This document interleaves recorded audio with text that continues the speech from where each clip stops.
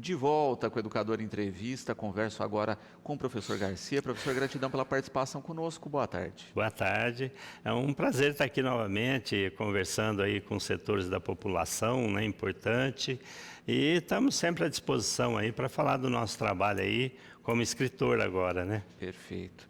Bom, Garcia, antes de falar, né, dos últimos trabalhos, das publicações finais agora, falar um pouquinho a respeito de como começou esse processo, né? Como é que você falou, não, acho que dá para publicar. Começou bem lá atrás, né? Na verdade, o que tinha? A gente tinha um processo como professor lá de evolução funcional.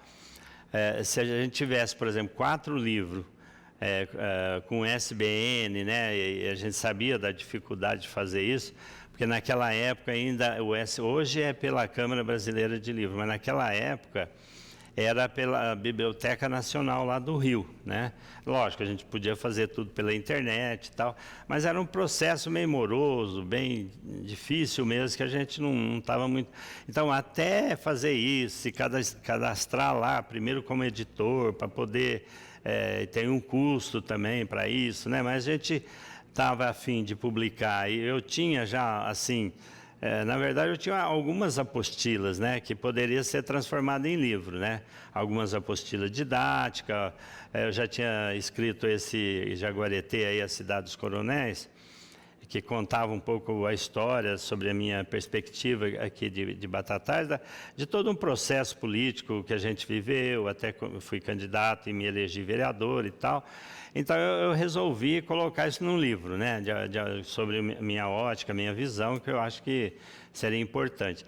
Então eu juntei esses 4 livros e consegui o ISBN, registrei, publiquei nesse site aí por demanda, né, que no caso ali naquela época era mais o AGBook, né, depois eles fizeram mesmo o Clube de Autor, que agora é a mesma coisa, a AGBook e o Clube de Autor é como se fosse uma só. E bem mais para frente eu descobri a Wiclap também, que é uma outra, e que lá, inclusive, os mesmos livros saem, assim, em média, um livro por outro, uns R$10 abaixo do custo, né? Que a publicação deles sai com custo menor, né? Uhum. E a partir daí a produção não parou? Sim, foi, e aí eu faço assim, aliás até eu não lembro quem foi aí que estava entrevistando, falou, nossa, o senhor vibra quando vende um livro, né? Falei, porque a dificuldade de vender é grande, né? Então, eu tenho um blog, toda vez que eu vendo aí quando eu vendo 4, então, nossa, aí para mim é uma festa. Mas, assim, tem ocorrido, curiosamente, ultimamente, é difícil passar uma semana que não vende pelo menos um livro. Agora tem semana que vende 4, 5, já chegou a vender. E eu percebi também, eu não sei aonde é isso, eu sei que é em Cotia, chama Livraria de Rua. Eu sei que eles já venderam lá vários livros meus lá, né? E deve ser para ali, ou para a região mesmo de Cotia, da Grande São Paulo ali, o pessoal deve circular muito por ali. E eu sei que vende bastante ali. E o que tem mais demanda é o quê? São os livros técnicos da matemática ou a literatura em si? Mas os técnicos, por incrível que pareça, né? Tem vendido muito esse ensino médio, acho que eu nem trouxe nenhum dele hoje. É um livro também que tem quase 400 páginas, me parece. Mas tem assim, ele é nesse formato aí também, formato A4, A5, né? E ele são várias páginas, né? Quase que o dobro. Esse aí tem 250. O outro lá tem 450, é quase que o dobro. Mas tem vendido bastante esse livro, né? E aí temos aqui, né, Jaguareté, o final, não é? Aqui. Ele foi feito em mais de uma etapa, né? Vamos pensar assim, né? Teve um primeiro livro. Sim, é como se fosse 3 volumes, né? Teve o Jaguareté original, né? Que eu acho que tem até o colorido e preto e branco dele. Tem os 2 formatos, a capa, né? Esse foi o primeiro, né? Assim, Cidade dos Coronéis. Aí eu fiz o Jaguareté 2. Aí alguém falou, mas você devia fazer um tipo assim, uma trilogia aí, né? E fechando, né, um pouco. Eu já me refiro bem, assim, como o Jaguareté agora, como se fosse Batatais mesmo, né? Aí eu conto um pouco da minha história lá, desde quando a gente saiu lá da zona rural, né? Meus pais vieram da zona rural e tal. Desde lá até os tempos atuais, né? Passando lá o mandato de vereador, enfim, como professor, enfim, né? Perfeito. Então, essa reúne aqui todas essas... Deu uma enxugada aí, né? Muito bom. Ricardo aqui parabenizando pelo trabalho, professor, e perguntando justamente desse processo, né, tecnológico de editar o vídeo, o livro, né, de fazer toda essa produção. Como é que você foi descobrindo isso e o que você acha que a tecnologia ajudou nesse sentido? Ajudou muito, viu? Porque se fosse da forma tradicional, a gente nem se atreveria, né? Eu ficaria lá com as apostilas impressas, que era, vamos dizer, poucas páginas, né? Mais para um apoio didático em sala de aula, que foi... Inicialmente o objetivo foi esse, né? Comecei, inclusive, aqui na época eu ainda dava aula no IESA, lá até 2008. Depois ali, levando um pouco desse trabalho lá para o industrial, né? E publicando mais, e escrevendo mais, e dando aula também assim, de estatística, né? Aí eu fui organizando um material, também na parte de matemática financeira, né? Então tudo isso aí virou um livro. Bom, eu tinha tudo já digitado como apostila, já digitado em Word. Então, aí foi fácil, né? É só acrescentar mais alguma coisa, passa para PDF, aí você já manda, já publica direto. E o único trabalho é elaborar uma capa, que se você for pagar fica caro também, né? No geral, quem produz capa aí, para uma capa igual essa aí que você mostrou agora, vai cobrar. E se for uma editora aqui do Rio que fez essa capa, né? Não sei se eu vou lembrar o nome dessa editora. Eles publicaram, inclusive publicaram um livro meu, que assim, metade dele, eu acho que eu nem tenho mais desse livro aí, metade dele foi até para a Feira do Livro de São Paulo, mas vendeu pouco, acho que não valeu a pena. Eu percebi que tem umas coisas, assim, participar de grandes feiras, grandes eventos, valeria a pena se você tivesse com a grande editora, isso é verdade, porque eles alugam lá um espaço que é do tamanho desse estúdio inteiro aqui, né? De todos os estúdios aqui. Lá você fica numa salinha que é menor que esse estúdio aqui, lá no fundo, né? Porque aí as grandes editoras, livraria, tudo, põe lá na frente, quer dizer, a pessoa entra, vai lá, não vai... E lá, quem que estão lá? Estão aqueles... autores best-seller, né? Então todo mundo vai atrás dos best-sellers, os independentes novatos que ficam aí na fila, né? Tem essa dificuldade aí, grande, de fato, viu? de mostrar o trabalho. De fato, né, quando a gente fala isso de apresentar, de mostrar o trabalho, a dificuldade acaba sendo chegar no leitor hoje, que também é uma figura, né, que a gente tem aí uns índices de ampliação disso, sim, mas com clube de livros crescentes. Os e-books, né? Eu acho que vende um pouco mais aí para o público jovem, né? Porque o pessoal mais antigo aí quer folhear o livro, né? Não quer saber de estar lá lendo no celular ou no computador, né? Então, essa geração, a geração da minha época mesmo, que é o livro impresso, né? Exato. Também o Rafael parabenizando aí pela produção e pelas escritas e perguntando, em média, quanto tempo de produção de um livro, ou isso varia muito? Varia, né, o Rafael? Agradeço aí a sua observação, mas existe todo um processo, né? Se você tem algum material digitado, mesmo que não seja completo, passar para PDF é facílimo, né? O mais difícil é elaborar essa capa, né? Você teria que ter algum profissional. Por exemplo, o próprio clube de autores lá, tem uma lista de gente lá que faz capa, né? Mas você vai pagar 500, 700 reais uma capa. Então, você começa a somar isso. Por exemplo, o ISBN, o SBN não está caro, acho que é 38, estou citando meio de memória, né? Já eu sei que essa catalográfica eu paguei agora, é 68. Mas se você soma esses dois,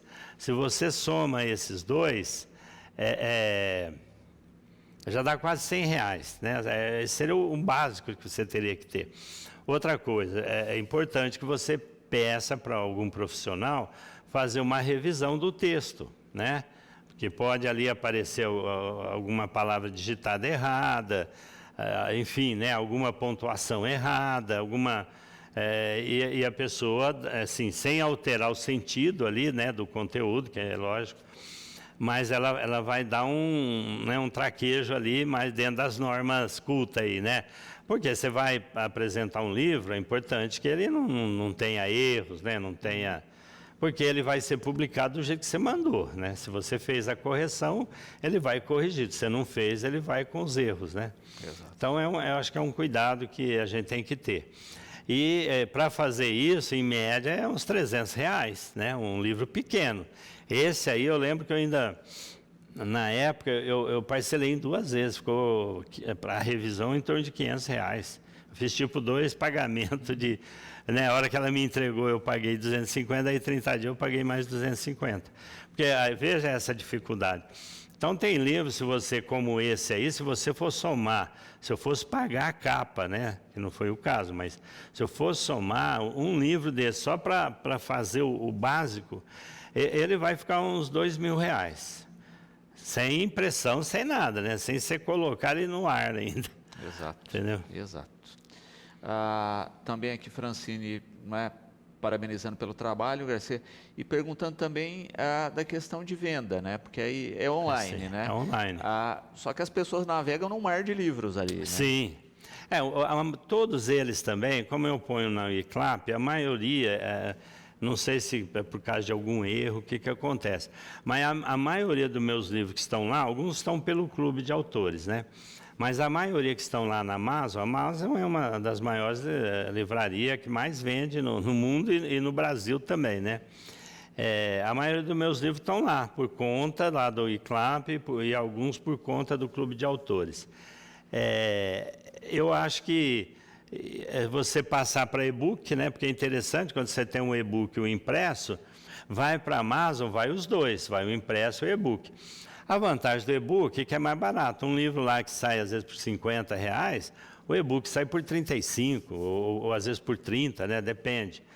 Agora, eu aprendi também, não sabia, porque o primeiro que eu fiz, que foi esse Cidades Coronéis, com a capa colorida e tudo, eu paguei para fazer o e-book. Também não ficou barato, não. Na época foi qualquer coisa em torno dos R$200. Bom, eu falei, gente, mas não deve ser eu vou aprender a fazer esse negócio aí. Aí fui pesquisando e descobri o Calibre. O Calibre, o que ele faz? Você tem lá ele em DocX, tem que ser, você não pode ser em PDF, né? Uhum. E tem que ser em DocX, aqueles arquivos mais antigos do Word não serve. Então seria, eu não lembro a partir de que ano começou a ter o DocX. Você joga o DocX, ele carrega o DocX, ele pede ou você mantém uma capa padrão que ele tem lá, ou você, se tiver a capa, você põe a capa, ela já é formatada ali. Aí ele vai e converte, né? Na hora de converter, por exemplo, antes ele era o e-book mesmo, né? Aí eu percebi que teve um dado momento que o Clube de Autores começou a não aceitar. Aí eu percebi que tem um tal de MOB, não sei porquê. Então, é o cuidado que você tem na hora de coisa lá, ao invés de deixar no e-book, você põe lá para o MOB. Aí ele passa o MOB, você manda e aceita normalmente. Luiz Pedro aqui, professor, falando a respeito dos livros técnicos mesmo, né, de matemática, se isso foi pensado e produzido ou era resultado do teu trabalho enquanto professor? Não, é resultado do trabalho. Acho que todo ele, né? Eu não me lembro de nenhum livro assim que eu dei um clique e falei, vou escrever sobre esse assunto. Não. Eu estou dando aula, por exemplo, lá para a turma de gestão, e lá tem uma matéria que envolve alguma coisa de matemática financeira, alguma coisa de logaritmo, enfim. Aí eu falei, então, eu vou produzir um livro para esse conteúdo, entendeu? Então, o livro foi pensado para aquelas aulas, né, especificamente. Praticamente uma apostila que depois virou uma apostila que virou livro. Foi bem isso mesmo. E acaba, de certa forma, como você falou, tendo uma demanda, porque a gente tem isso, né? Lógico, as pessoas, assim, no estado inteiro, né, vamos pensar só aqui, mas deve ter no Brasil também, tem o ensino técnico no Brasil inteiro. Então, por exemplo, o cara que está lá na ETEC, sei lá de São Paulo, da capital, ele vê que ele precisa de uma coisa lá de matemática financeira, ele vai procurar, né? Ele acha na Amazon, ele acha em qualquer, ou no clube de autores mesmo, ele vai adquirir, né? Sem dúvida. Quando se fala, né, da questão da rotina de divulgação, trabalho, etc., você me falava que, né, é o Jaguareté mesmo? Isso, né, o Jaguareté mesmo. Que foi inscrito para o Prêmio Jabuti. Isso, ele mesmo, E como é que foi esse processo? Como é que está aí o aguardo disso? Para mim é uma experiência. Eu sempre quis me inscrever, mas é caro, né? Eu paguei, eu tento falar meio de memória também, acho que foi 359. Tem que né? pagar uma taxa para se inscrever. É esse valor aí. E eu fiz uma campanha, né? Porque eu falei, não, gente, bancar tudo isso sozinho, porque não é só isso. Por exemplo, eu tinha o SBN, não precisava pagar. Tem capa, tem um livro, tem tudo. O problema era a ficha catalográfica, já começa aí, é quase R$70. Mais os 360, já são 430, né? Tirar isso do salário da gente, todo mês ou de vez em quando que seja, fica difícil. Aí eu fiz uma campanha para os meus amigos, né? Hoje, pessoal, eu estou querendo me inscrever aí, pelo WhatsApp mesmo, se alguém poderia doar R$5. Olha, eu arrecadei aí uns R$130 dessa forma. É lógico que não é todo mundo que contribui, é até compreensível, mesmo sendo R$5, porque talvez a pessoa fale, o cara quer publicar, isso é problema dele, né? Ele quer se inscrever, ele que se vira e arruma esse dinheiro do salário dele e paga, né? Porque não tem outro jeito, né? Aham. Mas é bacana que é mais um jeito de dar visibilidade aí, Sim, né? E agora é aguardar todo aguardar o processo, aí, né? processo. Justamente por isso, né? Uma das outras coisas que a gente não se dá conta é o volume de pessoas publicando. Tem muito mais do que a gente imagina. Nossa, que eu te falei, eu não tenho lá, porque só a Câmara Brasileira do Livro que vai ter essa informação. Eu acho que eles não divulgam isso publicamente. Eu calculo assim, só no estado de São Paulo, aí pelo menos umas 1.000 pessoas aí ou mais, né? E no Brasil inteiro deve dar umas 5.000 livros escritos, né? Então imagina a banca que está lá, deve ser composta, deve ser grande, eu imagino, vai selecionar lá uns 50 livros, eu imagino, inicialmente, né? Porque, na verdade, você não manda o livro inteiro inicialmente, você manda eles pedem lá as 15 primeiras páginas do livro. Então, um livro que tem 250, dá para você ter uma ideia, né, ali, porque tem uma sinopse, né, como é que está sendo desenvolvido a ideia da sinopse, se você tentar fazer um resumo do que você pretende contar nesse livro, né? Dá para ter uma ideia, mas como é que é esse conteúdo? Será que é bem isso mesmo? Porque você tem uma ideia, na hora que você for ler, você vai ter outra, né? Na hora que você ler o livro inteiro. Então, eu acho que a hora que você selecionar esses 50, eles vão pedir para todos esses 50 mandarem os 50 livros para eles analisarem, para desses 50 talvez escolher, me parece que classifica uns 3, eu acho, né? E eu acho que pelo menos o primeiro, acho que tem um prêmio em dinheiro. Eu precisava ler melhor o regulamento lá, que eu li em parte, eu não li na íntegra, não. Perfeito. Porque é exatamente isso, né? A gente fala também desses custos, mas imagine a logística para organizar isso. De jurados. Sim, tem que ter grana, mas você vai convidar o cara lá, para ir lá em São Paulo, porque lá da banca deve ser formada lá, eu suponho. Ele vai ter que dar passagem, né? Se é um cara aqui de Serrana, de Ribeirão, de Franca. A logística só de encaminhar todos esses livros para que os jogadores leiam. Não, e outra, para mandar esse pessoal para lá, né? Eles têm que estar lá. Sim.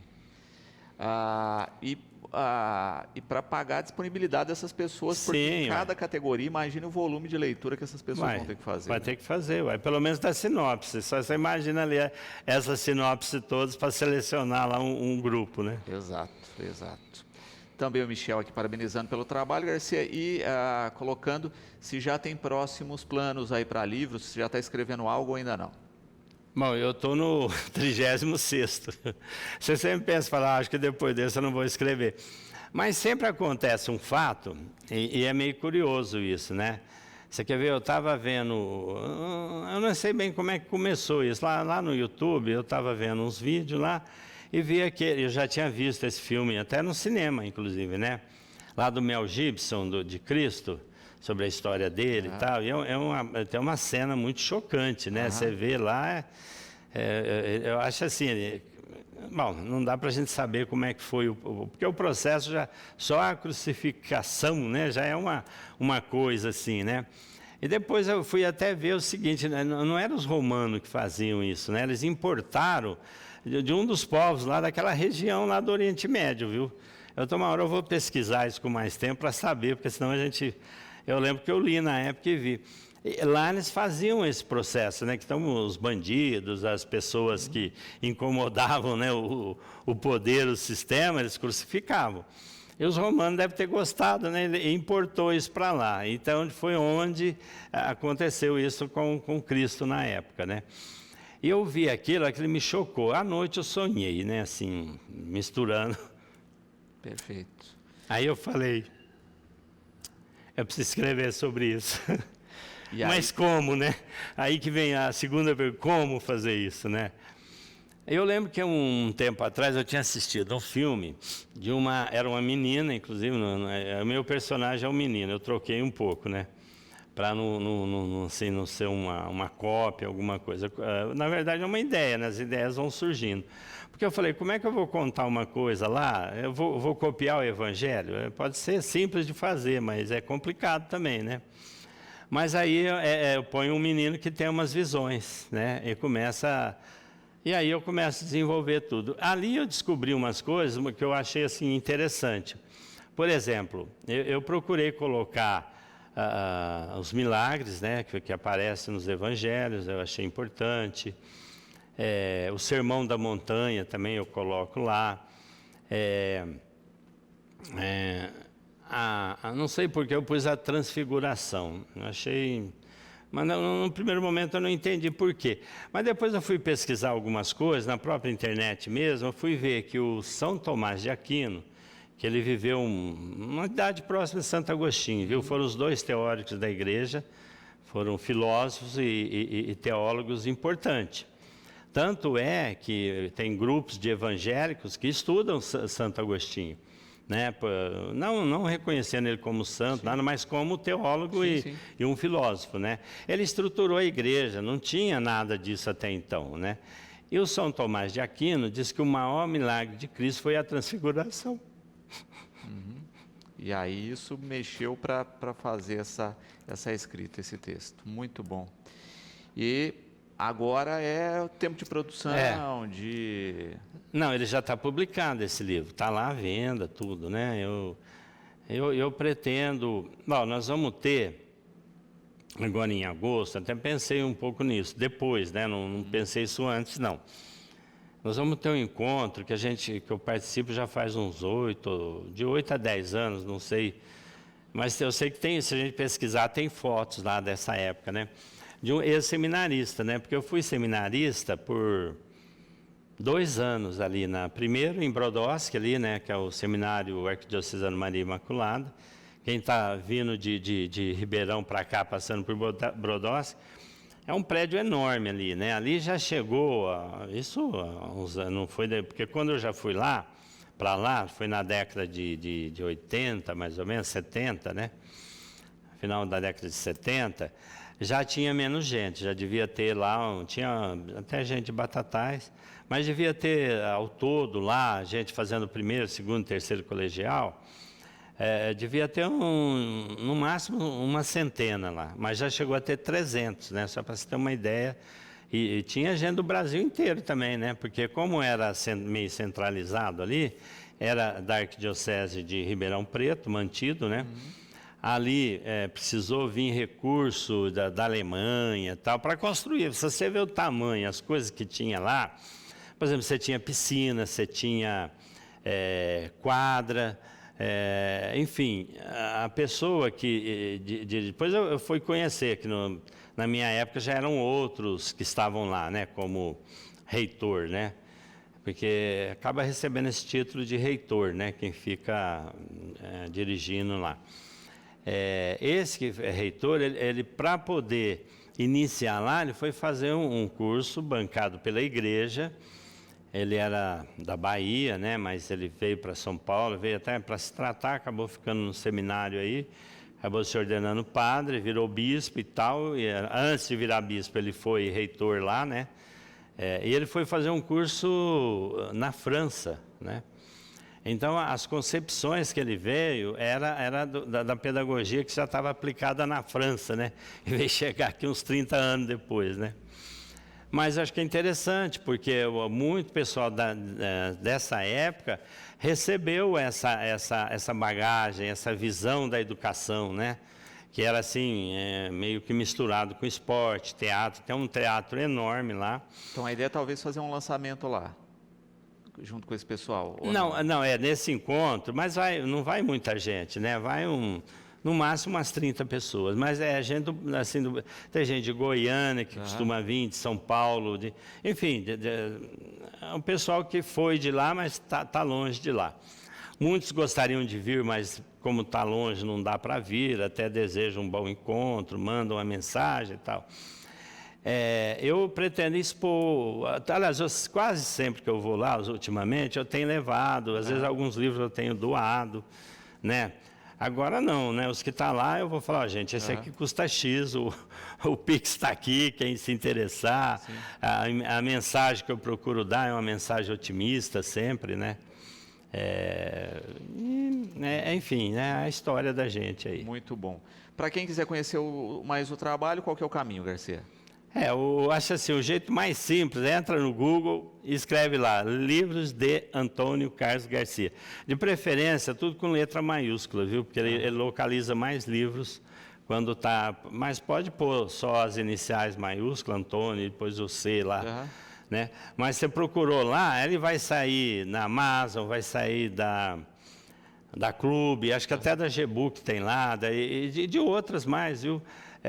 Eu cheguei a vender também pelo Mercado Livre, porque é uma parceira do Clube de Autores, né? Até do Magazine Luiza também, viu? Muito então, de vez em quando eu fico surpreso, porque eu não sabia que estava aí nessa loja vendendo. Exato. Né? Garcia, gratidão pela participação e parabéns aí pelas iniciativas. Eu agradeço, viu, Luciano? Estamos aqui à disposição, viu? Sempre que a gente lança alguma coisa, eu mando para a imprensa local, para todos os setores, até regional. Mas a regional, que é aquilo que eu comentei com você agora há pouco. Eles entraram, uma jornalista entrou em contato, pediu detalhes, eu passei. Mas se a gente conseguisse um espaço regional, seria muito importante. Sem dúvida.